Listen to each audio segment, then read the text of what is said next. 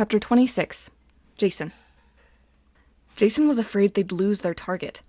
The Ventus moved like the wind. "Speed up," he urged. "Bro," Leo said. "If I get any closer, he'll spot us. Bronze Dragon ain't exactly a stealth plane." "Slow down!" Piper yelped. The storm spirit dove into the grid of downtown streets. Festus tried to follow, but his wingspan was way too wide. His left wing clipped the edge of a building, slicing off a stone gargoyle before Leo pulled up. "Get above the buildings," Jason suggested. "We'll track him from there." "You want to drive this thing?" Leo grumbled, but he did what Jason asked. After a few minutes, Jason spotted the storm spirit again, zipping through the streets with no apparent purpose, blowing over pedestrians, ruffling flags, making cars swerve. "Oh, great," Piper said. "There's two." She was right. A second Ventus blasted around the corner of the Renaissance Hotel and linked up with the first. They wove together in a chaotic dance, shooting to the top of a skyscraper, bending a radio tower, and diving back down toward the street. "Those guys do not need any more caffeine," Leo said. "I guess Chicago's a good place to hang out," Piper said. "Nobody's going to question a couple more evil winds."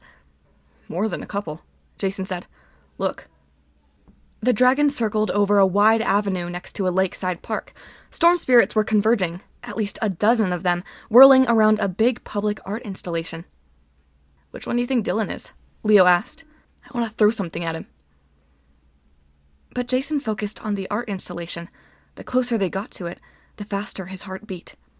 It was just a public fountain, but it was unpleasantly familiar. Two 5-story monoliths rose from either end of a long granite reflecting pool. The monoliths seemed to be built of video screens, flashing the combined image of a giant face that spewed water into the pool. Maybe it was just a coincidence, but it looked like a high-tech, supersized version of that ruined reflecting pool he'd seen in his dreams, with those two dark masses jutting from either end. As Jason watched, the image on the screens changed to a woman's face with her eyes closed. "Leo?" he said nervously. "I see her," Leo said. "I don't like her, but I see her." Then the screens went dark. The venti swirled together into a single funnel cloud and skittered across the fountain, kicking up a waterspout almost as high as the monoliths. They got to its center, popped off a drain cover, and disappeared underground. "Did they just go down a drain?" Piper asked. "How are we supposed to follow them?" "Maybe we shouldn't," Leo said. "That fountain thing is giving me seriously bad vibes. Aren't we supposed to, beware the earth?" Jason felt the same way, but they had to follow. It was their only way forward. They had to find Hera, and they now had only 2 days until the solstice. "Put us down in that park," he suggested. "We'll check it out on foot." Festus landed in an open area between the lake and the skyline. The sign said Grant Park, and Jason imagined it would have been a nice place in the summer, but now it was a field of ice, snow, and salted walkways. The dragon's hot metal feet hissed as they touched down. Festus flapped his wings unhappily and shot fire into the sky, but there was no one around to notice. The wind coming off the lake was bitter cold. Anyone with sense would be inside. Jason's eyes stung so badly he could barely see. They dismounted, and Festus the dragon stomped his feet. One of his ruby eyes flickered, so it looked like he was blinking. "Is that normal?" Jason asked. Leo pulled a rubber mallet from his tool bag. He whacked the dragon's bad eye, and the light went back to normal. "Yes," Leo said. "Festus can't hang around here, though, in the middle of the park. They'll arrest him for loitering. Maybe if I had a dog whistle." He rummaged in his tool belt, but came up with nothing. "Too specialized," he guessed. "Okay, give me a safety whistle. They got that in lots of machine shops." This time, Leo pulled out a big plastic orange whistle. Coach Edge would be jealous. "Okay, Festus, listen." Leo blew the whistle. The shrill sound probably rolled all the way across Lake Michigan. "You hear that? Come find me, okay? Until then, you fly wherever you want. Just try not to barbecue any pedestrians." The dragon snorted, hopefully in agreement. Then he spread his wings and launched into the air. Piper took one step and winced. "Ah!" "Your ankle?" Jason felt bad he'd forgotten about her injury back in the Cyclops factory. "That nectar we gave you might be wearing off." "It's fine." She shivered, and Jason remembered his promise to get her a new snowboarding coat. He hoped he lived long enough to find her one. She took a few more steps with only a slight limp, but Jason could tell she was trying not to grimace. "Let's get out of the wind," he suggested. "Down a drain?" Piper shuddered. "Sounds cozy." They wrapped themselves up as best they could and headed toward the fountain. According to the plaque, it was called Crown Fountain. All the water had emptied out except for a few patches that were starting to freeze. It didn't seem right to Jason that the fountain would have water in it in the winter anyway. Then again, those big monitors had flashed the face of their mysterious enemy Dirt Woman. Nothing about this place was right. They stepped to the center of the pool. No spirits tried to stop them. The giant monitor walls stayed dark. The drain hole was easily big enough for a person, and a maintenance ladder led down into the gloom. Jason went first. As he climbed, he braced himself for horrible sewer smells, but it wasn't that bad. The ladder dropped into a brickwork tunnel running north to south. The air was warm and dry, with only a trickle of water on the floor. Piper and Leo climbed down after him. "Are all sewers this nice?" Piper wondered. "No," Leo said. "Trust me." Jason frowned. "How do you know?" "Hey man, I've ran away 6 times. I've slept in some weird places, okay? Now, which way do we go?" Jason tilted his head, listening, then pointed south. "That way." "How can you be sure?" Piper asked. "There's a draft blowing south," Jason said. "Maybe the venti went with the flow." It wasn't much of a lead, but nobody offered anything better. Unfortunately, as soon as they started walking, Piper stumbled. Jason had to catch her. "Stupid ankle," she cursed. "Let's rest," Jason decided. "We could all use it. We've been going non-stop for over a day. Leo, can you pull any food from that tool belt besides breath mints?" "I thought you'd never ask. Chef Leo is on it." Piper and Jason sat on a brick ledge while Leo shuffled through his pack. Jason was glad to rest. He was still tired and dizzy, and hungry too. But mostly, he wasn't eager to face whatever lay ahead. He turned his gold coin in his fingers. "If you are to die," Hera had warned, "it will be by her hand." Whoever her was. After Kione, the Cyclops mother, and the weird sleeping lady, the last thing Jason needed was another psycho-villainess in his life. "It wasn't your fault," Piper said. He looked at her blankly. "What?" "Getting jumped by the Cyclopes," she said. "It wasn't your fault." He looked down at the coin in his palm. "I was stupid. I left you alone and walked into a trap. I should have known." He didn't finish. There were too many things he should have known. Who he was, how to fight monsters, how Cyclopes lured their victims by mimicking voices and hiding in shadows, and 100 other tricks. All that information was supposed to be in his head. He could feel the places it should be, like empty pockets. If Hera wanted him to succeed, why had she stolen the memories that could help him? She claimed his amnesia had kept him alive, but it made no sense. He was starting to understand why Annabeth had wanted to leave the goddess in her cage. "Hey," Piper nudged his arm. "Cut yourself some slack. Just because you're the son of Zeus doesn't mean you're a one-man army." A few feet away, Leo lit a small cooking fire. He hummed as he pulled supplies out of his pack and his tool belt. In the firelight, Piper's eyes seemed to dance. Jason had been studying them for days now, and he still couldn't decide what color they were. "I know this must suck for you," he said. "Not just the quest, I mean. The way I appeared on the bus, the mist messing with your mind and making you think I was... you know." She dropped her gaze. "Yeah, well, none of us asked for this. It's not your fault." She tugged at the little braids on each side of her head. Again, Jason thought how glad he was that she had lost the Aphrodite blessing. With the makeup and the dress and the perfect hair, she'd looked about 25, glamorous and completely out of his league. He'd never thought of beauty as a form of power, but that's the way Piper had seemed. Powerful. He liked regular Piper better, someone he could hang out with. But the weird thing was, he couldn't quite get that other image out of his head. It hadn't been an illusion. That side of Piper was there too. She just did her best to hide it. "Back in the factory," Jason said. "You were going to say something about your dad."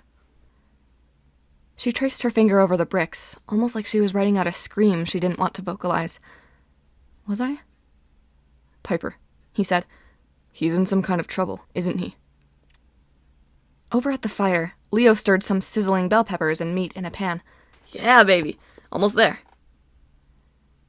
Piper looked on the verge of tears. Jason, I can't talk about it. We're your friends. Let us help. That seemed to make her feel worse. She took a shaky breath. I wish I could, but... And bingo! Leo announced. He came over with 3 plates stacked on his arms like a waiter.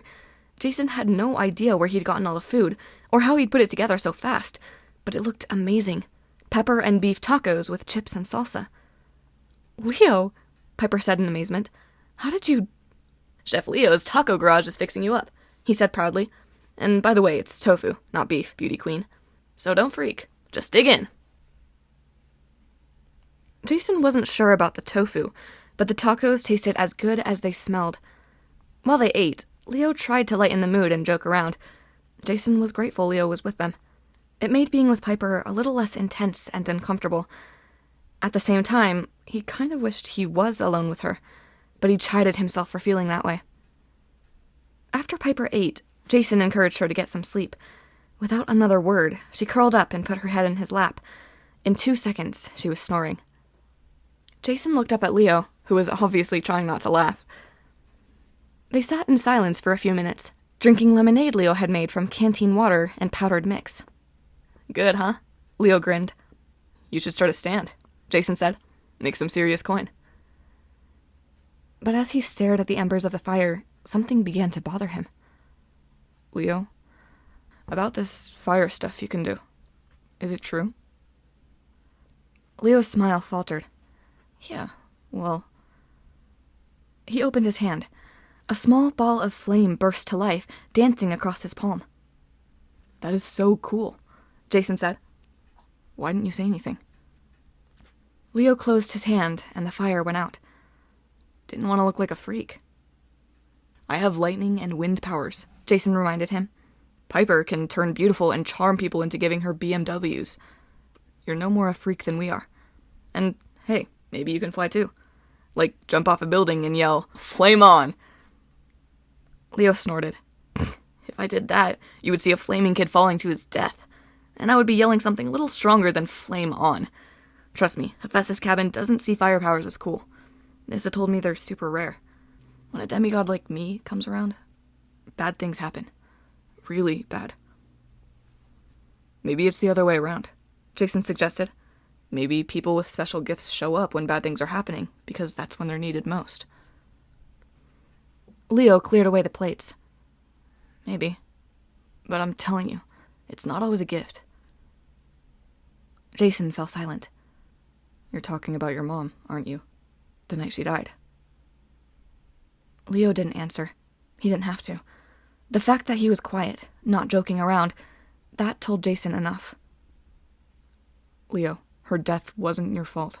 Whatever happened that night, it wasn't because you could summon fire. This dirt woman, whoever she is, has been trying to ruin you for years, mess up your confidence, take away everything you care about. She's trying to make you feel like a failure. You're not. You're important. That's what she said. Leo looked up, his eyes full of pain. She said I was meant to do something important, something that would make or break the big prophecy about the 7 demigods. That's what scares me. I don't know if I'm up to it.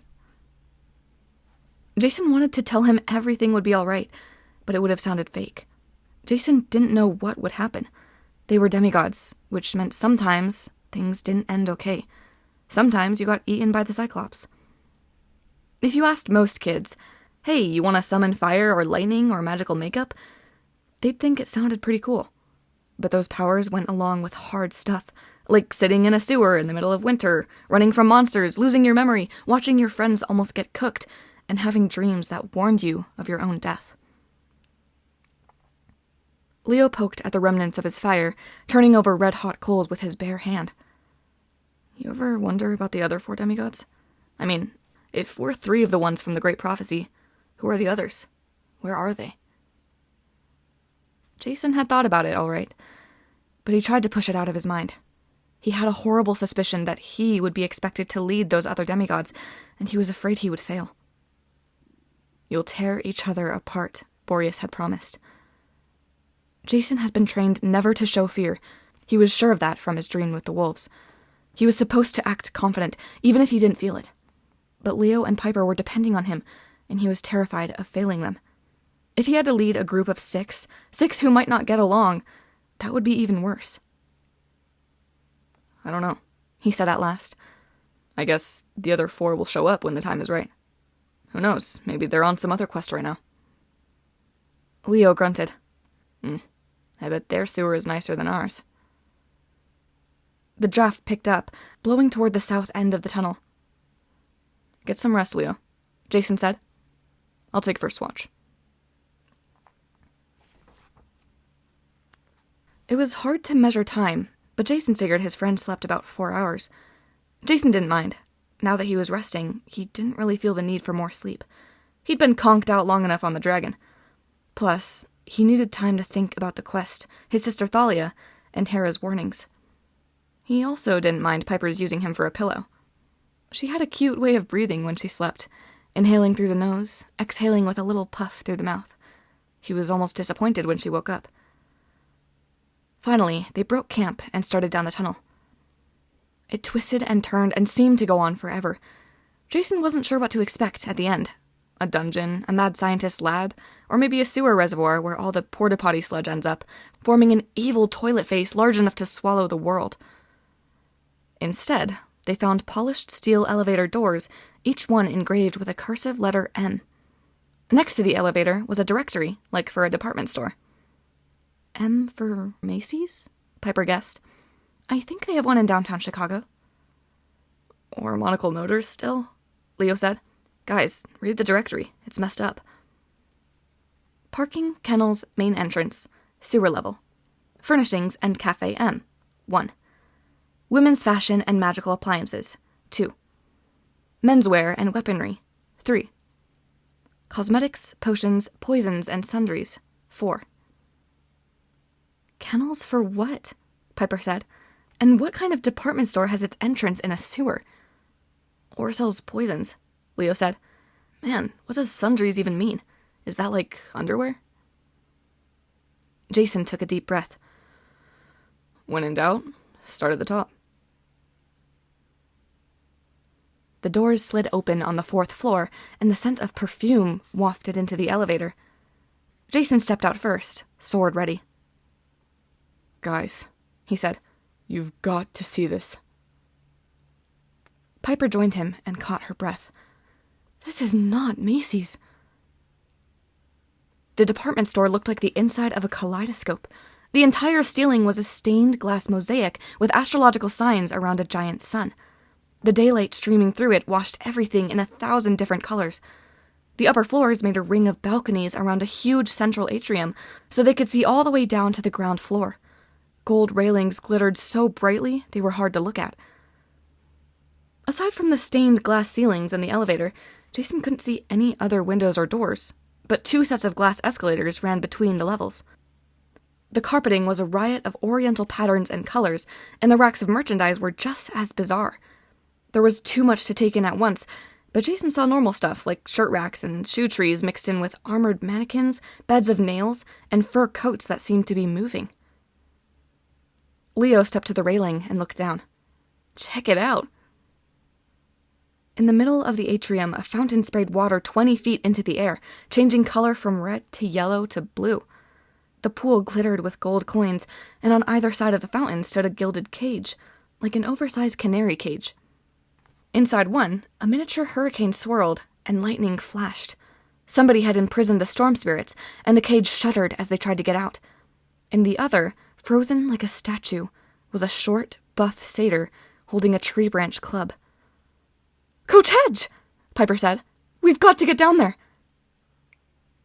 A voice said, "May I help you find something?" All 3 of them jumped back. A woman had just appeared in front of them.